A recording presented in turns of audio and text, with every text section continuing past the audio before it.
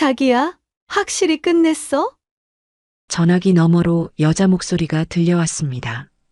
임신했을 때 저걸 확 보내버려야 하는데 진짜 끈질기게 살라고 하더라.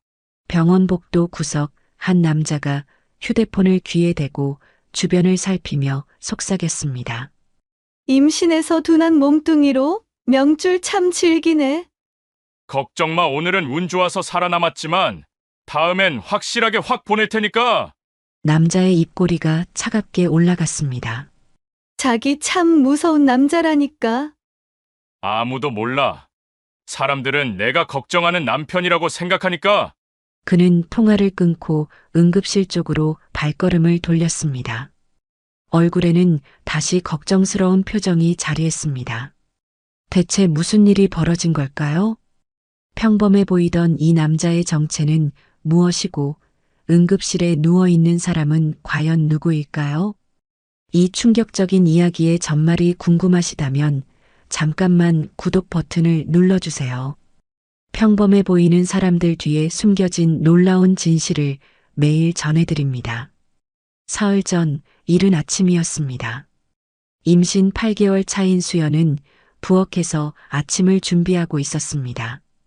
배가 많이 나온 탓에 움직이기가 쉽지 않았지만 남편을 위해 정성스럽게 식사를 차렸습니다. 여보, 아침 됐어요. 남편 도연이 잠옷 차림으로 나타났습니다. 그는 수연에게 다가가 포옹을 했습니다. 고마워. 몸이 무거운데 이렇게까지. 괜찮아요. 우리 아기 위해서라면. 도연은 수연의 불룩한 배를 쓰다듬었습니다. 그런데 그 순간 그의 눈빛이 순간적으로 얼음처럼 차갑게 변했습니다. 마치 뱃속의 아기가 방해물이라도 되는 듯한 시선이었습니다. 수연은 본능적으로 이상함을 느꼈습니다. 하지만 곧 고개를 저었습니다. 내가 예민해져서 그런가 봐. 임신 중이라 감정이 예민해진 탓이라고 스스로를 달랬습니다. 오늘 병원 가는 거 맞지? 도연이 물었습니다. 목소리는 다정했지만 뭔가 의도가 있어 보였습니다. 네, 정기검진이에요. 같이 가실래요? 물론이지. 내 아내와 아기인데. 도연의 대답은 완벽했습니다. 하지만 수연은 또다시 묘한 위화감을 느꼈습니다. 남편의 말과 표정 사이에 미묘한 괴리가 있었기 때문입니다. 식사를 마친 후 수연은 친정 엄마에게 전화를 걸었습니다. 엄마, 저예요. 수연아, 몸은 어때? 배가 많이 무거워졌겠구나. 괜찮아요. 오늘 병원 검진 받으러 가요. 엄마의 목소리에 걱정이 묻어났습니다. 조심해라. 요즘 계단에서 미끄러지는 사고가 많다더라. 특히 임산부들이. 알았어요, 엄마. 걱정 마세요. 사위도 잘 챙겨주고 있지? 수연은 잠시 망설였습니다. 뭔가 말하고 싶었지만 구체적으로 설명할 수 없는 불안감이었습니다. 네, 잘 챙겨줘요. 전화를 끊은 후 도연이 다가왔습니다. 장모님이 뭐라고 하셔? 몸 조심하라고 하시는 거예요. 맞는 말씀이야. 임산부는 정말 조심해야 해. 도연은 미소를 지었지만 그 미소 뒤에 숨겨진 의미를 수연은 알 수 없었습니다. 병원에 갈 준비를 하는 동안 도연은 계속해서 수연을 도왔습니다. 가방을 들어주고 신발을 신겨주고 심지어 외투까지 입혀주었습니다. 겉보기에는 완벽한 남편이었습니다. 하지만 수연이 화장실에 간 사이 도연은 휴대폰을 꺼내 누군가에게 메시지를 보냈습니다. 오늘 실행한다. 준비 완료. 메시지를 보낸 후 도연은 다시 평범한 남편의 얼굴로 돌아왔습니다. 자기야, 준비 다 됐어? 네, 가요. 집을 나서면서 수연은 뒤돌아 자신들의 집을 바라봤습니다. 왠지 모르게 오늘이 마지막일 것 같은 예감이 들었기 때문입니다. 하지만 곧 그런 생각을 떨쳐냈습니다. 임신하면 이상한 생각이 많아진다더니 정말 그런가 보다. 도연은 수연의 팔을 살짝 잡으며 말했습니다. 조심조심 가자. 우리 아기 위해서. 그의 목소리는 여전히 다정했습니다. 하지만 수연이 보지 못하는 순간 도연의 눈에는 차가운 계산이 스쳐 지나갔습니다. 병원으로 향하는 길, 수연은 배를 쓰다듬으며 속삭였습니다. 복덩아, 엄마가 널 잘 지킬게. 하지만 그녀는 몰랐습니다. 진짜 위험이 바로 옆에서 그녀를 지켜보고 있다는 것을. 아직도 수연은 자신이 얼마나 끔찍한 계획의 중심에 있는지 전혀 알지 못했습니다. 그녀에게는 단순히 정기검진을 받으러 가는 평범한 하루였을 뿐이었습니다. 병원에 도착한 수연과 도연은 주차장에서 내려 건물 입구로 향했습니다. 수연은 배가 무거워 걸음이 느렸지만 도연은 인내심을 가지고 기다려주는 것처럼 보였습니다.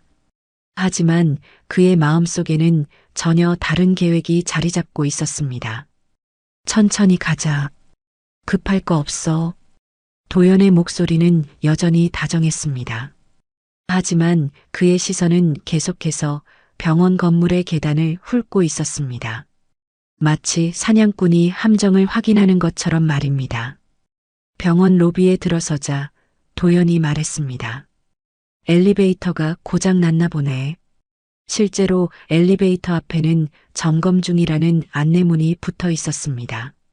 하지만 수연이 모르는 것은 도연이 미리 병원 관리사무소에 전화해서 점검 시간을 확인했다는 사실이었습니다. 모든 것이 계산된 행동이었습니다. 계단으로 올라가야겠다. 수연은 조금 걱정스러운 표정을 지었습니다. 괜찮을까요? 배가 이렇게 나왔는데. 괜찮아. 내가 옆에서 잘 도와줄게. 천천히 올라가면 돼. 도연은 수연의 팔을 잡고 계단을 오르기 시작했습니다. 겉보기에는 아내를 세심하게 챙기는 남편의 모습이었습니다. 하지만 실제로는 가장 적절한 타이밍을 노리고 있었습니다. 한 층, 두 층을 올라가면서 수연은 점점 숨이 찼습니다. 잠깐 쉬었다 갈까요? 조금만 더. 거의 다 왔어. 도연은 수연을 재촉했습니다. 그가 계획한 장소에 거의 다 왔기 때문입니다. 세 번째 층 계단 중간쯤에서였습니다. 주변에 사람이 없는 것을 확인한 도연은 마치 실수인 것처럼 수연의 등을 은밀하지만 확실하게 밀었습니다. 아! 수연은 균형을 잃고 계단 아래로 굴러떨어졌습니다. 임신부의 몸으로는 감당하기 어려운 충격이었습니다. 배를 감싸려 했지만 중력을 이길 수는 없었습니다. 여보, 괜찮아? 도연은 즉시 놀란 목소리로 외치며 수연에게 달려갔습니다. 그의 연기는 완벽했습니다. 마치 정말로 아내를 걱정하는 남편처럼 보였습니다. 아, 아파요. 수연은 계단 바닥에 쓰러진 채로 배를 감싸 안았습니다. 아기가 걱정되어 눈물이 났습니다. 온몸이 아팠지만 아기의 안전이 가장 걱정되었습니다. 누가 좀 도와주세요. 응급 상황이에요. 도연의 목소리가 병원 복도에 울려 퍼졌습니다. 간호사들이 급히 달려왔습니다. 임산부세요? 어떻게 된 거죠? 계단에서 발을 헛디뎠나 봅니다. 제가 잠깐 한눈을 판 사이에. 도연은 자책하는 듯한 표정으로 말했습니다. 그의 연기에는 틈이 없었습니다. 모든 사람들이 그의 말을 의심 없이 믿었습니다. 수연은 응급실로 이송되었습니다. 의료진들이 분주하게 움직이며 검사를 시작했습니다. 수연의 얼굴은 고통으로 일그러져 있었습니다. 환자분, 의식은 괜찮으시죠? 어디가 가장 아프세요? 배가. 아기가 괜찮을까요? 수연의 목소리는 떨리고 있었습니다. 아기를 잃을까봐 두려워했습니다. 담당 의사가 초음파 검사를 한 후 말했습니다. 다행히 아기와 산모 모두 큰 이상은 없습니다. 하지만 앞으로는 정말 조심하셔야 합니다. 임신 말기에는 작은 충격도 위험할 수 있어요. 도연은 안도의 한숨을 쉬는 척했습니다. 정말 다행이다. 제가 더 잘 챙겼어야 하는데 남편분 잘못이 아니에요. 임신 중에는 몸의 균형 감각이 떨어져서 이런 일이 종종 있습니다. 의사의 말에 도연은 속으로 쓴웃음을 지었습니다. 모든 사람들이 그의 계획대로 생각하고 있었습니다. 수연이 안정을 취하는 동안 도연은 복도로 나가 휴대폰을 꺼냈습니다. 주변을 살핀 후 누군가에게 전화를 걸었습니다. 확실히 밀었어? 전화 너머로 예진의 목소리가 들렸습니다. 응, 했어. 하지만 운이 나빴어. 둘 다 살아남았어. 그럼 보험금은 언제 나와? 30억이라고 했잖아. 걱정 마.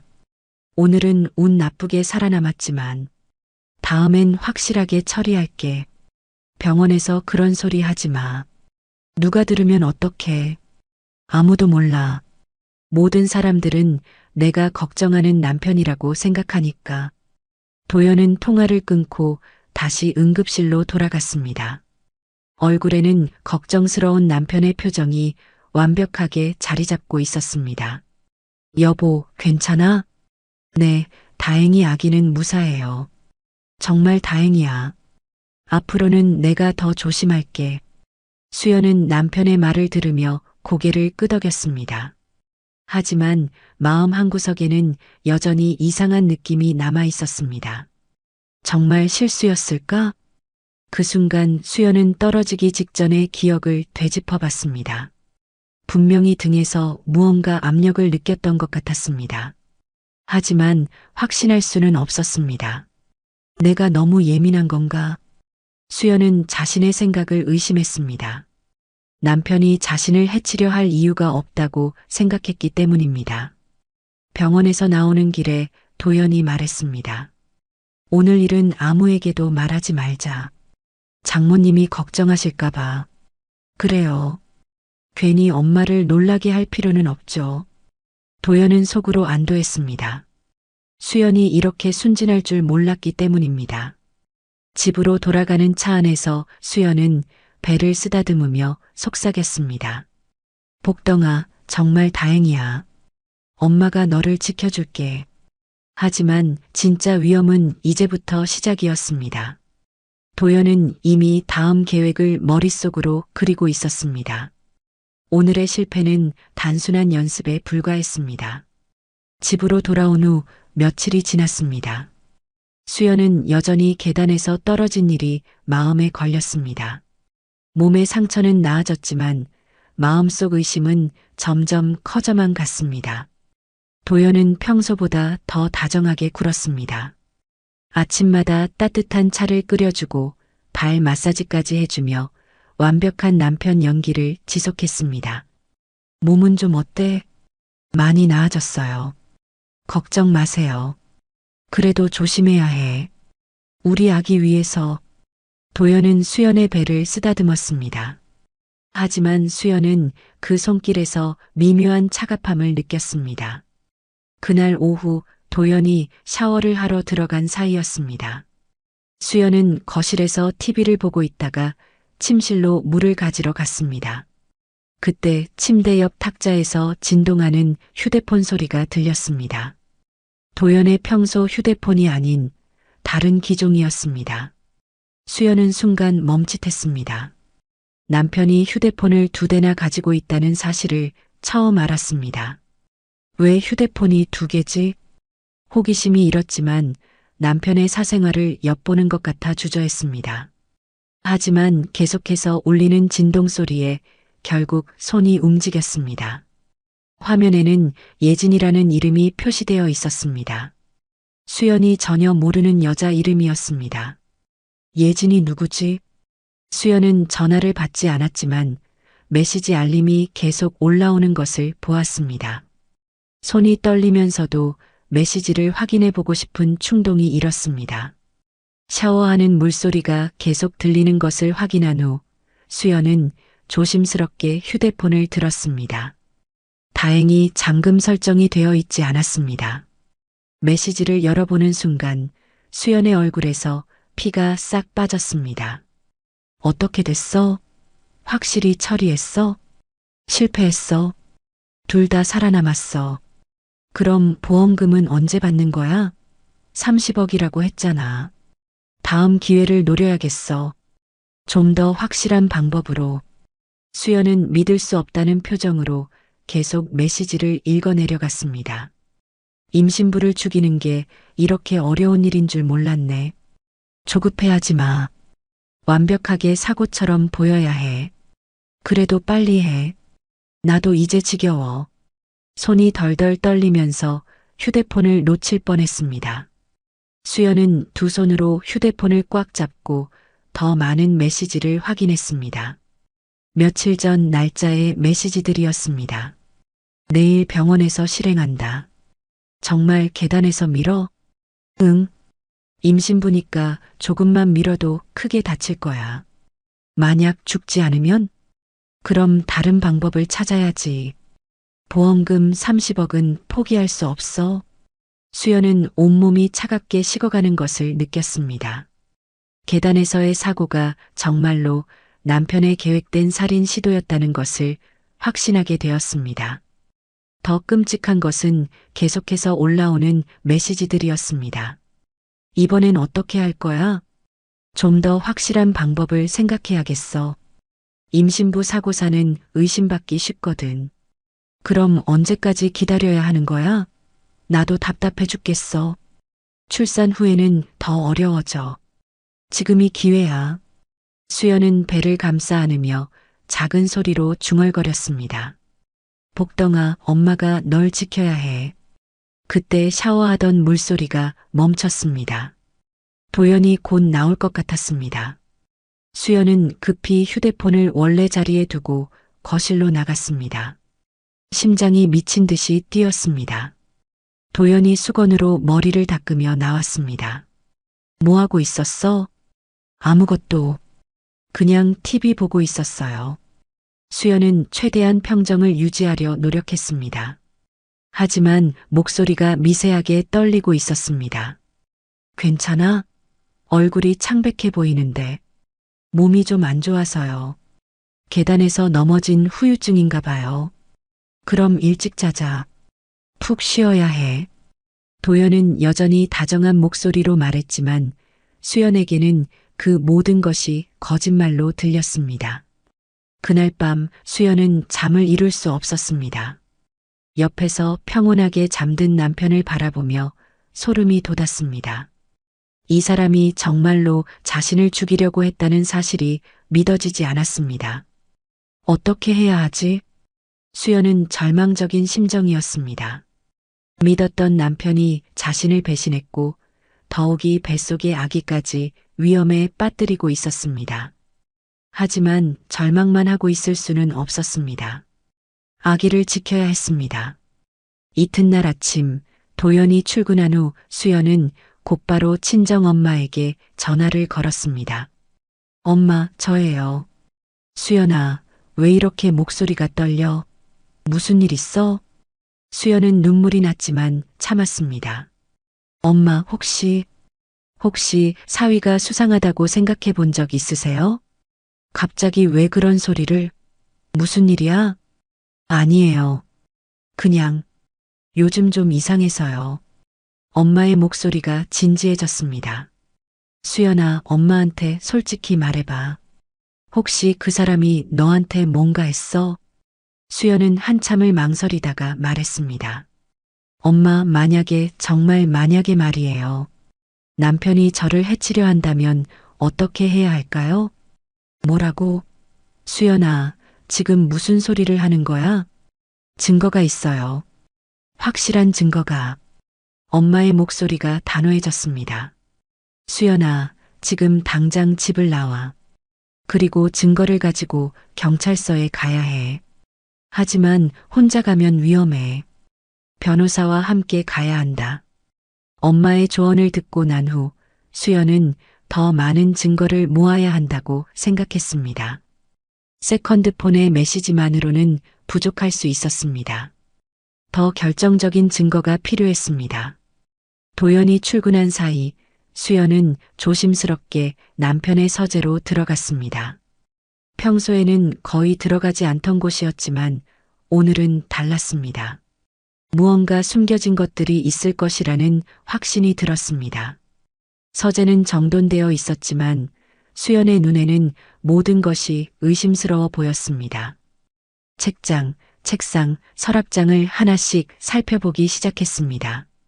첫 번째 서랍에는 일반적인 문서들만 있었습니다. 전기세, 가스비, 통신비 고지서들이었습니다. 두 번째 서랍도 마찬가지였습니다. 하지만 세 번째 서랍을 열었을 때 뭔가 이상함을 느꼈습니다. 서랍이 다른 것들보다 얕아 보였습니다. 마치 뒤쪽에 숨겨진 공간이 있는 것 같았습니다. 수연은 서랍을 완전히 빼내보았습니다. 과연 뒤쪽에 비밀 칸이 있었습니다. 그 안에는 여러 개의 서류 봉투가 숨겨져 있었습니다. 첫 번째 봉투를 열어보는 순간 수연의 손이 떨렸습니다. 생명보험 계약서였습니다. 피보험자는 자신의 이름으로 되어 있었고 수익자는 도연이었습니다. 보험 금액을 확인하는 순간 수연은 숨이 막혔습니다. 30억 원? 이렇게 거액의 보험을 언제 가입했는지 전혀 기억이 나지 않았습니다. 계약 날짜를 확인해 보니 불과 한 달 전이었습니다. 계단 사고가 일어나기 바로 직전이었습니다. 더 충격적인 것은 자신의 서명이 분명히 있다는 것이었습니다. 하지만 수연은 이런 보험에 가입한 기억이 전혀 없었습니다. 이 서명은 내 서명인데? 자세히 살펴보니 평소 자신이 쓰던 서명과 조금 달랐습니다. 비슷하지만 미묘하게 다른 느낌이었습니다. 도연이 연습해서 위조한 것 같았습니다. 두 번째 봉투에는 더 끔찍한 내용이 들어 있었습니다. 여러 보험회사의 계약서들이었습니다. 모두 수연을 피보험자로 하고 도연을 수익자로 한 생명보험들이었습니다. 총 보험금을 계산해 보니 무려 50억 원이 넘었습니다. 이 사람이 정말로 나를 죽여서 보험금을 타려고 했구나. 모든 것이 명확해졌습니다. 도연의 다정한 모습, 계단에서의 사고, 세컨드폰의 메시지들, 모든 것이 하나의 거대한 계획의 일부였습니다.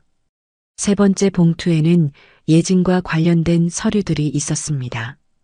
임대차 계약서, 통장 사본, 그리고 충격적이게도 결혼 계획서까지 있었습니다. 결혼 계획서? 서류를 자세히 읽어보니 도연과 예진이 수연이 죽은 후 결혼할 계획까지 세워두었다는 것을 알 수 있었습니다. 심지어 신혼여행 일정까지 정해져 있었습니다. 수연은 온몸이 떨렸습니다. 배신감과 분노, 그리고 두려움이 동시에 몰려왔습니다. 이 사람들이 나를 이렇게나 우롱했다니. 하지만 슬퍼하고 있을 시간은 없었습니다. 도연이 언제 돌아올지 모르는 상황이었습니다. 수연은 급히 휴대폰으로 모든 서류들을 사진으로 찍기 시작했습니다. 보험 계약서들, 예진과의 결혼 계획서, 심지어 통장 사본까지 모두 촬영했습니다. 이것들이 결정적인 증거가 될 것이었습니다. 마지막 봉투에는 더욱 충격적인 내용이 들어 있었습니다. 도연과 예진의 사진들이었습니다. 둘이 함께 찍은 다정한 사진들, 호텔에서 찍은 사진들까지 있었습니다. 사진들을 보면서 수연은 도연이 언제부터 자신을 속여왔는지 알 수 있었습니다. 사진의 날짜를 보니 자신이 임신하기 훨씬 전부터 예진과 만나고 있었던 것 같았습니다. 내가 임신한 것도 이 사람에게는 귀찮은 일이었겠구나. 모든 증거를 촬영한 후 수연은 서류들을 원래 자리에 정확히 되돌려 놓았습니다. 도연이 눈치채지 못하도록 세심하게 신경 썼습니다. 서재에서 나온 후 수연은 거실 소파에 앉아 생각에 잠겼습니다. 이제 어떻게 해야 하지? 엄마의 말대로 변호사를 찾아가야 했습니다. 하지만 어떤 변호사를 신뢰할 수 있을지 확신이 서지 않았습니다. 그때 예전에 대학교 선배였던 오강현 변호사가 떠올랐습니다. 믿을 만한 사람이었고 형사사건을 전문으로 한다고 들었습니다. 수연은 조심스럽게 오강현 변호사의 사무실로 전화를 걸었습니다. 변호사님, 저 수연이에요. 대학교 때 후배였던. 아, 수연아. 오랜만이네. 무슨 일로 연락했어? 수연은 목소리가 떨렸지만 최대한 침착하게 말했습니다. 변호사님, 저한테 급한 일이 생겼어요. 혹시 오늘 시간이 되시면 만나서 상담을 받을 수 있을까요? 무슨 일인데 그렇게 급해? 전화로는 말하기 어려운 일이에요. 제 생명이 위험할 수도 있는 상황이에요. 오강현의 목소리가 진지해졌습니다. 그렇게 심각한 일이야? 그럼 오늘 오후에 사무실로 와. 다른 일정은 조정할게. 고마워요, 변호사님. 그런데 혹시 이 통화 내용은 비밀로 해주실 수 있죠? 당연하지, 변호사. 의뢰인 간의 비밀 유지 의무야. 걱정하지 마. 전화를 끊은 후 수연은 친정 엄마에게도 연락했습니다. 엄마, 저 오늘 변호사 선생님을 만나러 가요. 정말? 그래, 잘했다. 엄마가 같이 가줄까? 수연은 잠시 고민했습니다. 엄마가 함께 가주면 든든할 것 같았지만 혹시 도연이 눈치챌까봐 걱정되었습니다. 아니에요, 엄마. 일단 제가 혼자 가볼게요. 나중에 필요하면 엄마한테 연락드릴게요. 알았어. 그런데 수연아, 정말로 조심해야 해. 그 사람이 눈치채면 더 위험해질 수 있어.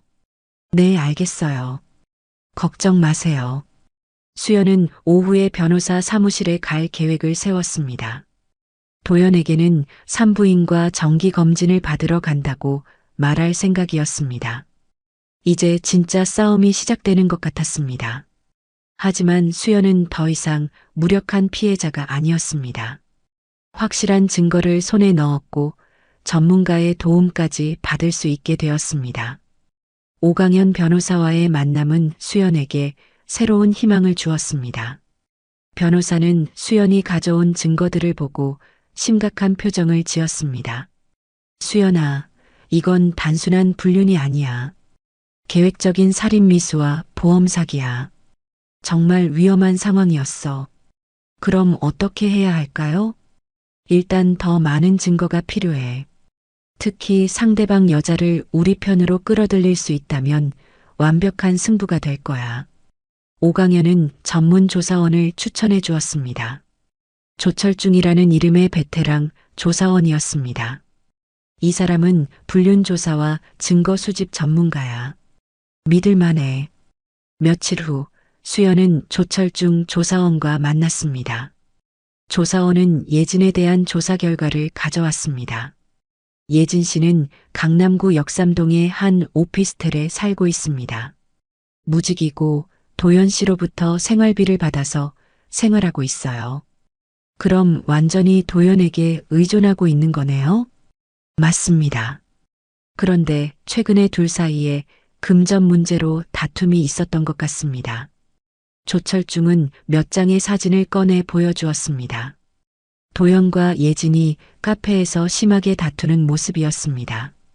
이 사진은 사흘 전에 찍은 건데 예진 씨가 울면서 나가는 모습까지 포착했습니다. 수연은 사진을 자세히 살펴보았습니다. 예진의 표정에서 불만과 두려움이 동시에 느껴졌습니다. 혹시 무슨 이야기를 나눴는지 알 수 있을까요? 네, 입술을 읽는 전문가에게 분석을 의뢰했습니다. 도연 씨가 예진 씨에게 용돈을 줄이겠다고 협박했고 예진 씨는 그럼 나는 어떻게 살라는 거냐며 항의했습니다. 조철중은 또 다른 증거를 보여주었습니다. 그리고 어젯밤에는 도연 씨가 예진 씨의 오피스텔을 방문했는데 큰 소리로 다투는 소리가 들렸습니다. 이웃 주민이 신고까지 할 정도였어요. 신고요? 네, 하지만 경찰이 도착했을 때는 이미 조용해진 상태였고 예진 씨는 괜찮다고 말했습니다.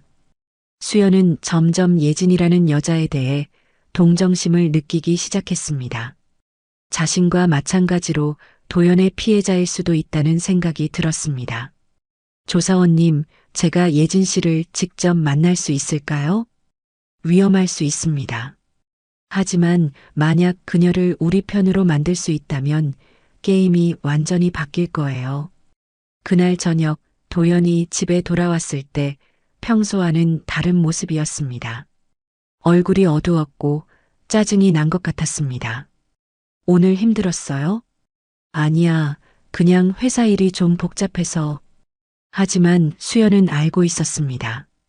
도연이 예진과 다퉜기 때문이라는 것을. 식사 중에 도연의 휴대폰이 계속 울렸지만 도연은 받지 않았습니다. 수연이 슬쩍 화면을 보니 예진이라는 이름이 떠 있었습니다. 전화 안 받으세요? 중요하지 않은 전화야. 도연은 짜증스럽게 휴대폰을 무음으로 돌렸습니다. 그날 밤 도연이 잠든 후 수연은 조심스럽게 세컨드폰을 확인해 보았습니다. 예진에게서 온 메시지들이 가득했습니다. 예진 왜 전화를 안 받아? 예진 생활비 줄이면 나는 어떻게 살라는 거야? 예진 당신 때문에 이렇게 된 거잖아.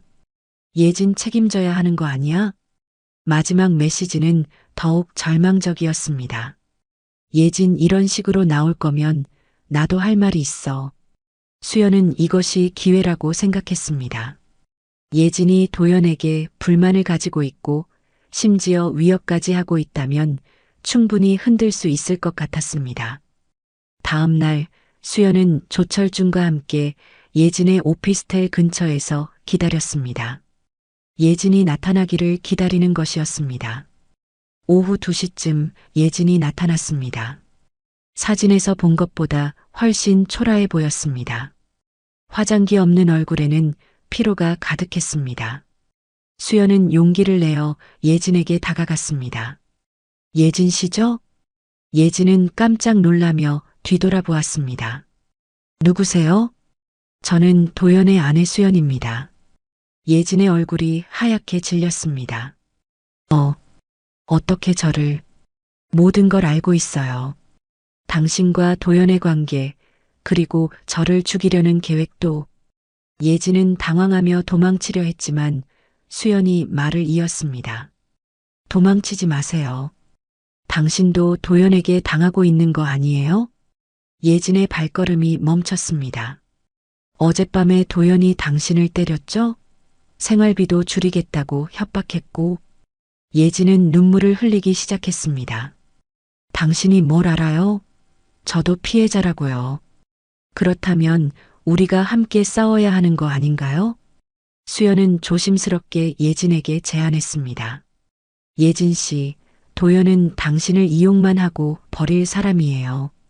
저를 죽인 후에 보험금을 받으면 당신과 결혼할 거라고 생각하세요? 그런 약속을 했어요. 거짓말이에요. 당신도 증거인이 되는 순간 도연에게는 없어져야 할 존재가 될 거예요. 예진의 눈에 두려움이 스쳤습니다. 저는 당신을 적으로 생각하지 않아요. 우리 둘 다 같은 남자에게 속은 피해자잖아요. 수연은 예진의 손을 잡았습니다. 도연을 법정에 세우는데 도움을 주세요. 그러면 당신도 이 지옥에서 벗어날 수 있어요. 예진은 한참을 망설이더니 고개를 끄덕였습니다. 알겠어요. 하지만 저도 무서워요. 괜찮아요. 제가 보호해 드릴게요. 그날부터 수연과 예진은 은밀하게 접촉하기 시작했습니다. 공동의 적을 상대로 한 예상치 못한 동맹이 시작된 것이었습니다. 예진과의 동맹이 시작된 지 일주일이 지났습니다.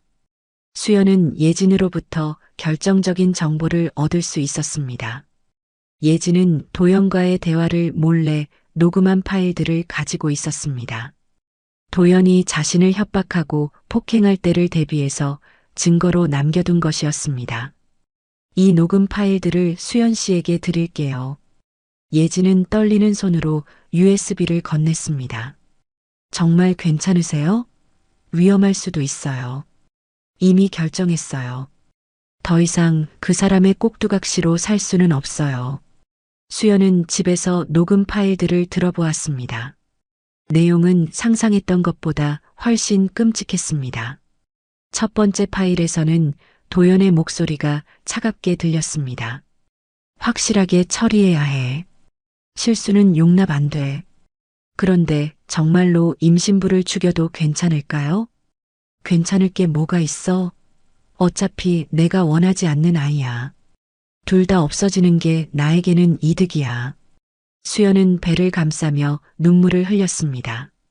남편이 자신의 아이까지 원하지 않는다는 말에 가슴이 찢어지는 것 같았습니다. 두 번째 파일은 더욱 구체적이었습니다. 보험금이 나오면 우리 바로 결혼할 수 있을까요? 당연하지. 50억이면 평생 놀고 먹을 수 있어. 외국으로 나가서 새로운 삶을 시작하자. 정말 약속이죠? 약속해. 그 여자만 없어지면 모든 게 해결돼. 세 번째 파일에서는 도연이 예진을 협박하는 소리가 들렸습니다. 입 단단히 다물고 있어. 만약 새어나가면 너도 공범이 돼. 그런데 생활비를 왜 줄이는 거예요? 시끄러. 내 돈인데 내가 어떻게 하든 상관없지. 그리고는 뭔가 부딪히는 소리와 함께 예진의 비명소리가 들렸습니다. 아파요. 그만해요. 다음에 또 생활비 얘기하면 더 아플 줄 알아. 수연은 녹음을 멈추고 오강현 변호사에게 전화를 걸었습니다. 변호사님, 결정적인 증거를 확보했어요. 정말? 어떤 증거인데? 도연이 직접 살인 계획을 말하고 예진을 협박하는 녹음 파일이에요. 대박이네. 이제 승소는 확실해. 바로 고소장을 준비하자. 며칠 후 수연과 오강현 변호사는 경찰서에 고소장을 제출했습니다. 살인미수, 보험사기, 가정폭력 등 여러 혐의였습니다. 경찰은 증거들을 검토한 후 도연의 체포영장을 신청했습니다. 모든 증거가 너무나 확실했기 때문에 영장은 쉽게 발부되었습니다. 체포 당일 수연은 경찰과 함께 도연의 회사로 향했습니다. 공개적인 장소에서 체포하는 것이 더 안전하다고 판단했기 때문입니다. 도연은 회사 로비에서 동료들과 이야기하고 있었습니다. 평상시와 다름없는 모습이었습니다. 수연이 경찰과 함께 나타나자 도연은 놀란 표정을 지었습니다. 여보, 여기서 뭐해? 수연은 차갑게 대답했습니다. 당신이 한 일을 다 알고 있어요. 도연은 당황하며 주변을 둘러보았습니다. 동료들이 모두 궁금한 눈으로 바라보고 있었습니다. 뭔 소리야? 갑자기 왜 이래? 그때 경찰이 앞으로 나섰습니다. 김도연 씨죠? 살인미수와 보험사기 혐의로 체포합니다. 뭐라고? 말도 안 되는 소리 하지 마세요. 도연은 크게 소리쳤지만 이미 늦었습니다. 경찰이 수갑을 꺼내자 도연의 얼굴이 하얗게 질렸습니다. 잠깐만요. 이건 오해예요. 도연은 수연을 바라보며 말했습니다. 여보, 설마 내가 너를 해칠 거라고 생각하는 거야? 임신부 주제에 무슨 증거를 모았다고 이런 짓을 해? 그 순간이었습니다. 도연이 마지막까지 수연을 무시하며 비웃는 모습을 보인 것은 임신부 주제에 수연의 목소리가 차갑게 변했습니다. 그래요. 임신부 주제에 당신의 모든 계획을 다 알아냈어요. 세컨드폰의 메시지들, 보험 서류들, 예진 씨와의 녹음 파일들까지 모두요. 도연의 표정이 순간적으로 무너졌습니다. 예진이, 그년이 배신했구나. 배신이 아니라 진실을 말한 거예요. 경찰이 도연에게 수갑을 채우려는 순간 도연이 마지막 발악을 했습니다. 임신부 따위가 뭘 할 수 있다고 생각했어? 너는 그냥 바보처럼 당하기만 하면 되는 거였어. 바로 그 순간 경찰의 수갑이 도연의 손목에 채워졌습니다. 김도연, 당신은 체포됩니다. 묵비권을 행사할 권리가 있으며 경찰의 미란다 고지가 회사 로비에 울려 퍼졌습니다. 모든 동료들이 충격에 빠진 표정으로 바라보고 있었습니다. 도연은 끌려가면서도 계속 소리쳤습니다. 이건 조작이야. 내가 언제 그런 짓을 했다고. 하지만 아무도 그의 말을 믿지 않았습니다. 증거가 너무나 확실했기 때문입니다. 수연은 도연이 경찰차에 태워져 가는 모습을 조용히 지켜보았습니다. 이상하게도 후련함보다는 허탈감이 더 컸습니다. 배를 쓰다듬으며 작은 소리로 속삭였습니다. 복덩아, 이제 정말 안전해. 엄마가 너를 지켜냈어. 그때 오강현 변호사가 다가왔습니다. 수연아, 정말 잘했어. 용기 있는 선택이었어. 감사해요, 변호사님. 도와주셔서. 이제 재판만 남았어. 증거가 이렇게 확실한데 승소는 확실해. 수연은 고개를 끄덕였습니다. 하지만 마음 한구석에는 여전히 불안함이 남아 있었습니다. 정말 끝난 걸까? 그러나 적어도 지금 이 순간만큼은 자신과 뱃속의 아기가 안전하다는 것을 확신할 수 있었습니다. 도연의 체포 소식은 곧 뉴스에도 보도되었습니다. 임신한 아내 살해 시도한 남편 체포라는 제목으로 말입니다. 수연은 집으로 돌아가면서 친정 엄마에게 전화를 걸었습니다. 엄마, 도연이 체포됐어요. 정말 잘 됐다. 우리 딸이 정말 대단해. 엄마 덕분이에요. 엄마가 용기를 주지 않았다면 못했을 거예요. 이제 정말 새로운 시작이구나. 수연은 눈물을 흘리며 대답했습니다. 네, 엄마. 정말 새로운 시작이에요. 2달 후 드디어 재판이 시작되었습니다. 수연은 임신 말기였지만 마지막까지 법정에 서겠다고 결심했습니다. 재판장에 들어선 수연은 피고석에 앉은 도연을 바라보았습니다. 몇 달 전까지만 해도 사랑했던 남편이었지만 이제는 완전히 다른 사람처럼 보였습니다. 도연은 수연을 바라보며 여전히 억울하다는 표정을 지었습니다. 하지만 수연은 더 이상 흔들리지 않았습니다. 재판장이 개정되자 검사가 기소장을 낭독하기 시작했습니다. 피고인 김도연은 임신 중인 아내 이수연을 살해하여 보험금 50억 원을 편취하려 했습니다. 또한 내연녀 박예진과 공모하여 계획적으로 범행을 저질렀습니다. 도연의 변호사가 반박했습니다. 재판장님, 이는 모두 추측에 불과합니다. 실제 피해가 발생하지 않았고 단순한 부부 갈등을 과장한 것입니다. 하지만 검사는 차근차근 증거를 제시하기 시작했습니다.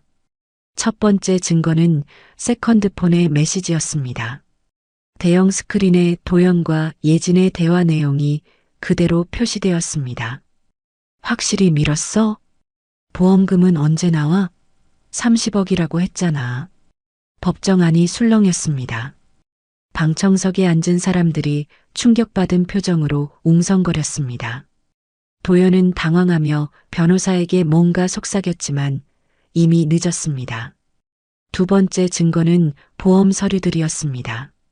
수연 명의로 가입된 거액의 보험들, 그리고 위조된 서명들이 하나씩 공개되었습니다. 피고인은 피해자 몰래 총 50억 원의 보험을 가입했습니다. 계약 날짜는 모두 범행 직전이었습니다. 세 번째 증거는 결정타였습니다. 예진이 녹음한 도연의 음성 파일이 법정에 울려 퍼졌습니다. 어차피 내가 원하지 않는 아이야. 둘 다 없어지는 게 나에게는 이득이야. 수연은 그 목소리를 들으며 배를 감싸 안았습니다. 뱃속의 아기가 아빠의 목소리를 들은 것처럼 움직였습니다. 방청석에서 탄식 소리가 들렸습니다. 친정엄마가 눈물을 흘리며 수연을 바라보고 있었습니다. 도연의 얼굴은 점점 창백해졌습니다. 더 이상 부정할 수 없는 확실한 증거들이 계속해서 제시되고 있었습니다. 네 번째로 예진이 증인으로 출석했습니다. 그녀는 떨리는 목소리로 증언을 시작했습니다. 도연 씨가 처음에는 단순한 이혼이라고 했어요. 하지만 나중에 알고 보니 수연 씨를 죽이려는 계획이었습니다. 구체적으로 어떤 계획이었습니까? 계단에서 밀어서 사고사로 위장하려고 했어요. 임신부니까 조금만 밀어도 크게 다칠 거라고 말했습니다. 피고인이 직접 그런 말을 했습니까? 네, 여러 번 들었습니다. 그리고 저한테 돈을 주면서 입을 다물라고 협박했어요. 예진은 울먹이며 계속 증언했습니다. 나중에는 저한테 폭력까지 휘둘렀어요. 생활비를 줄이겠다고 협박하면서요. 그래서 녹음을 하신 겁니까? 네, 무서워서요. 저도 언젠가 입막음용으로 죽임당할 것 같았어요. 도연은 예진을 노려보며 이를 갈았지만 어쩔 수 없었습니다. 5번째로 수연이 증인석에 섰습니다. 임신 막달의 몸이었지만 목소리는 확고했습니다. 저는 남편을 믿었습니다. 계단에서 넘어졌을 때도 실수라고 생각했어요.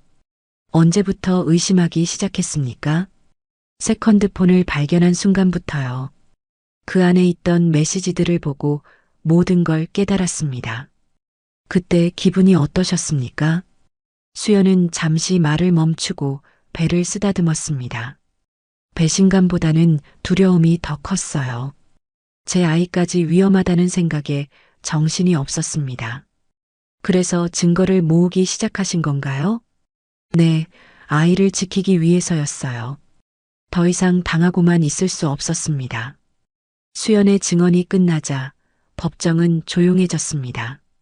모든 사람들이 한 임산부의 용기에 감동받았습니다. 마지막으로 조철중 조사원이 증언했습니다. 모든 증거들이 일치합니다. 휴대폰 위치 추적, CCTV 분석, 금융거래 내역까지 모든 것이 피고인의 범행을 뒷받침합니다. 검사가 최종 변론을 시작했습니다. 재판장님, 이는 단순한 살인미수가 아닙니다. 임신부와 태아를 동시에 노린 잔혹한 범죄입니다. 더욱이 보험금을 노린 치밀한 계획 범죄였습니다. 피고인은 아내를 사랑한다고 위장하면서 뒤에서는 죽음을 계획했습니다. 이보다 더 잔인한 배신이 어디 있겠습니까? 또한 내연녀까지 폭행하며 입을 막으려 했습니다. 반성의 기미조차 보이지 않는 피고인에게는 엄중한 처벌이 필요합니다.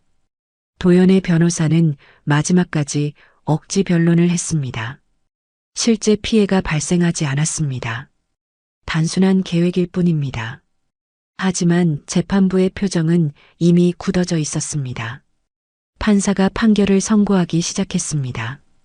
피고인 김도연의 행위는 계획적이고 잔혹한 범죄입니다. 임신부와 태아의 생명을 위험에 빠뜨린 것은 용서받을 수 없는 중죄입니다. 또한 보험 사기를 위해 치밀하게 계획된 범행으로 사회에 미치는 악영향이 큽니다. 따라서 본 재판부는 피고인에게 특가법 적용 징역 25년을 선고합니다. 탕! 재판장의 방망이가 울렸습니다. 도연은 믿을 수 없다는 표정으로 주저앉았습니다. 25년이라는 긴 형량에 완전히 넋이 나간 것 같았습니다. 수연은 안도의 한숨을 쉬며 배를 쓰다듬었습니다. 복덩아, 이제 정말 끝났어. 엄마가 너를 지켜냈어. 방청석에서 친정엄마가 박수를 치며 울고 있었습니다. 잘했다, 내 딸. 정말 잘했어. 정의가 승리한 순간이었습니다. 판결이 내려진 지 한 달 후 수연은 무사히 출산을 했습니다.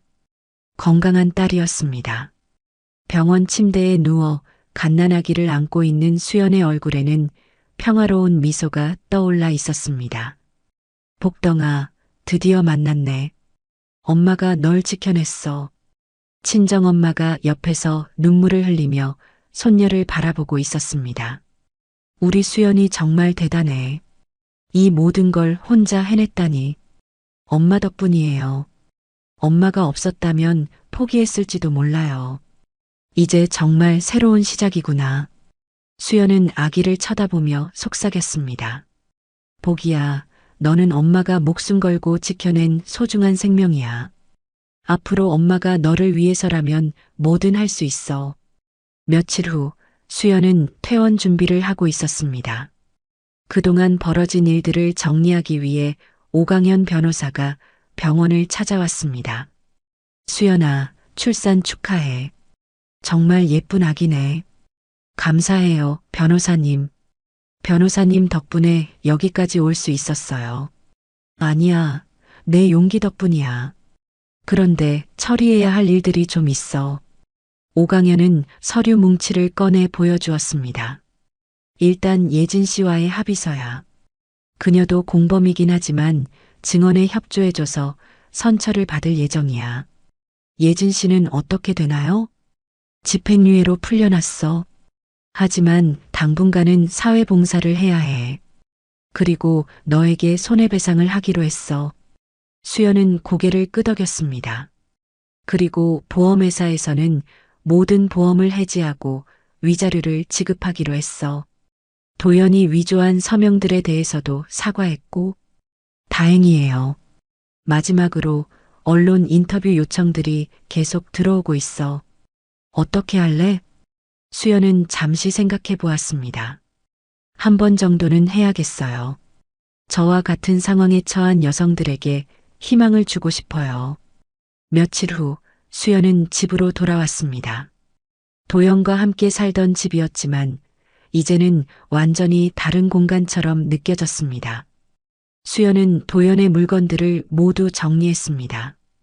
옷까지, 책들, 심지어 사진까지 모든 것을 버렸습니다. 과거와 완전히 결별하기 위해서였습니다. 서재에 있던 비밀 서랍도 완전히 치웠습니다. 그 자리에는 아기용품들을 정리해 두었습니다. 복이야, 이제 이 집은 우리 둘만의 공간이야. 그날 저녁 수연은 기자와 인터뷰를 했습니다. 아기를 안고 있는 수연의 모습은 강인하면서도 따뜻해 보였습니다. 이 모든 일을 겪으면서 어떤 기분이셨나요? 처음에는 배신감과 두려움이 컸어요. 하지만 아이를 지켜야 한다는 생각이 저에게 용기를 주었어요. 가장 힘들었던 순간은 언제였나요? 남편의 세컨드폰을 처음 봤을 때요. 그때 제 세상이 무너지는 기분이었어요. 믿었던 사람에게 완전히 속았다는 걸 깨달았거든요. 어떻게 용기를 낼 수 있었나요? 수연은 아기를 쳐다보며 미소를 지었습니다. 이 아이 때문이에요. 제가 포기하면 이 아이도 위험해지잖아요. 모성 본능이 저를 강하게 만들어준 것 같아요. 같은 상황에 처한 여성들에게 하고 싶은 말이 있나요? 절대 혼자라고 생각하지 마세요. 도움을 요청하는 것을 부끄러워하지 마세요. 그리고 가장 중요한 것은 가면은 오래 갈 수 없다는 거예요. 증거는 거짓말하지 않아요. 인터뷰가 방송된 후 수연에게는 수많은 응원 메시지가 도착했습니다. 비슷한 상황을 겪고 있는 여성들도 많이 연락해 왔습니다. 수연은 그들과 상담하며 도움을 주기 시작했습니다. 자신의 경험이 다른 사람들에게 희망이 될 수 있다는 것을 깨달았습니다. 몇 달이 지난 어느 날 수연은 예진을 만났습니다. 예진은 많이 달라져 있었습니다. 수연 씨, 정말 죄송해요. 이제 그만해요. 우리 둘 다 피해자였잖아요. 덕분에 제가 새로운 삶을 시작할 수 있게 됐어요. 이제 제대로 일도 찾고 정말 반성하며 살고 있어요. 잘 됐네요. 우리 모두 새로운 시작을 한 거예요. 두 사람은 서로를 이해하며 악수를 나눴습니다. 1년 후 수연은 가정폭력 피해 여성들을 돕는 단체에서 상담사로 일하기 시작했습니다. 자신의 경험을 바탕으로 다른 사람들에게 실질적인 도움을 주고 있었습니다. 상담받으러 온 분들이 저를 보면서 희망을 얻는다고 해요. 제가 이겨냈으니까 자신들도 할 수 있다고 생각하는 것 같아요. 수연은 친정 엄마에게 말했습니다. 정말 자랑스러워. 우리 수연이가 이렇게 많은 사람들을 도우다니. 엄마, 제가 이 모든 걸 할 수 있었던 것은 엄마 덕분이에요. 아니야, 내 안에 있던 힘이야. 엄마는 그냥 믿어준 것뿐이야. 보기는 건강하게 자라고 있었습니다. 밝고 예쁜 아이로 자라면서 수연에게는 살아갈 이유이자 희망 그 자체였습니다. 어느 날 밤 수연은 잠든 보기를 바라보며 일기를 썼습니다. 보가, 엄마는 너를 위해서라면 어떤 어려움도 이겨낼 수 있어. 너는 엄마가 가장 힘들 때 용기를 준 천사야. 앞으로 우리 함께 행복하게 살자. 수연의 새로운 삶이 시작되었습니다. 과거의 상처는 이제 다른 사람을 도울 수 있는 힘이 되었습니다. 그리고 보기와 함께라면 어떤 어려움도 이겨낼 수 있다는 확신이 있었습니다. 진정한 모성의 승리였습니다. 3년 후 봄이었습니다. 수연은 아이와 함께 공원에서 산책을 하고 있었습니다. 보기는 이제 3살이 되어 종종거리며 뛰어다니고 있었습니다. 엄마, 나비야. 보기가 흰나비를 쫓아 뛰어가며 깔깔거렸습니다. 그 모습을 보며 수연은 미소를 지었습니다. 정말 많은 일들이 있었구나. 지난 3년을 돌이켜보니 악몽 같았던 시절이 마치 다른 사람의 이야기처럼 느껴졌습니다. 이제는 그 일들이 자신을 더욱 강하게 만들어준 경험이라고 생각할 수 있게 되었습니다. 벤치에 앉아 휴대폰을 확인해 보니 오강현 변호사에게서 메시지가 와 있었습니다. 수연아, 도연 가석방 신청이 또 기각됐어. 앞으로도 계속 거부될 가능성이 높으니까 걱정하지 마. 수연은 안도의 한숨을 쉬었습니다. 아직도 가끔 도연이 나올까봐 불안할 때가 있었지만 법은 확실하게 자신을 보호해주고 있었습니다. 보기가 뛰어와서 수연의 무릎에 앉았습니다. 엄마, 배고파? 그래. 그럼 집에 가서 맛있는 거 해줄까? 좋아. 집으로 돌아가는 길에 수연은 자신이 운영하는 상담센터를 지나쳤습니다. 희망의 집이라는 간판이 따뜻하게 빛나고 있었습니다. 이곳에서 수연은 가정폭력과 생명의 위협을 받는 여성들을 도우며 지내고 있었습니다. 자신의 경험담을 통해 수많은 여성들에게 용기를 주었고 실질적인 법적 도움도 제공하고 있었습니다. 엄마는 여기서 뭐해? 보기가 상담센터를 가리키며 물었습니다. 엄마가 힘든 사람들을 도와주는 곳이야. 엄마 대단해. 보기의 순진한 칭찬에 수연은 웃음이 나왔습니다. 집에 도착해서 저녁을 준비하는 동안 친정엄마에게서 전화가 걸려왔습니다. 수연아, 오늘 뉴스 봤니? 내 이야기랑 비슷한 사건이 또 났더라. 그래요? 어떤 사건인데요? 남편이 아내를 해치려고 했는데 그 여자가 미리 눈치채고 신고한 거야. 기자가 인터뷰에서 내 사례를 언급하더라고. 수연은 뿌듯함을 느꼈습니다. 자신의 이야기가 다른 사람들에게 경각심과 용기를 주고 있다는 것이 감사했습니다. 그 여성분도 무사히 해결되셨으면 좋겠어요. 너처럼 용기 있는 사람들이 많아져야 해. 정말 자랑스러워. 그날 밤 보기를 재우고 난 후 수연은 일기를 썼습니다. 보가, 엄마는 오늘도 너를 보며 행복했어. 내가 있어서 엄마는 어떤 어려움도 이겨낼 수 있었고 지금도 그래. 엄마가 겪었던 일들은 이제 다른 사람들을 도울 수 있는 소중한 경험이 되었어.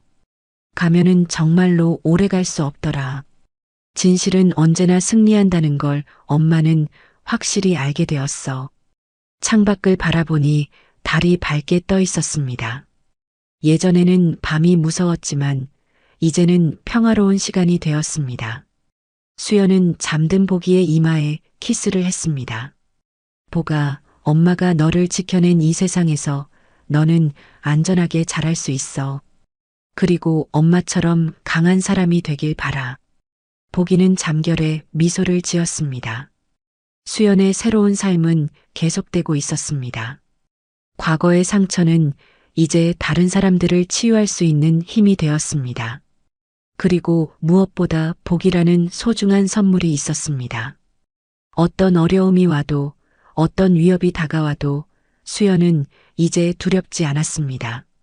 진실과 용기, 그리고 모성애라는 가장 강력한 무기를 가지고 있었기 때문입니다. 모든 가면은 결국 벗겨지고 진실은 반드시 빛을 본다는 것을 수연은 자신의 삶으로 증명해 보였습니다. 그리고 그 진실은 지금도 수많은 사람들에게 희망의 빛이 되어주고 있었습니다. 여러분, 이 이야기를 어디에서 듣고 계시나요? 댓글로 알려주시면 감사한 마음을 담아 인사드리고 싶습니다. 지금까지 사연 빛나는 밤이었습니다. 감사합니다.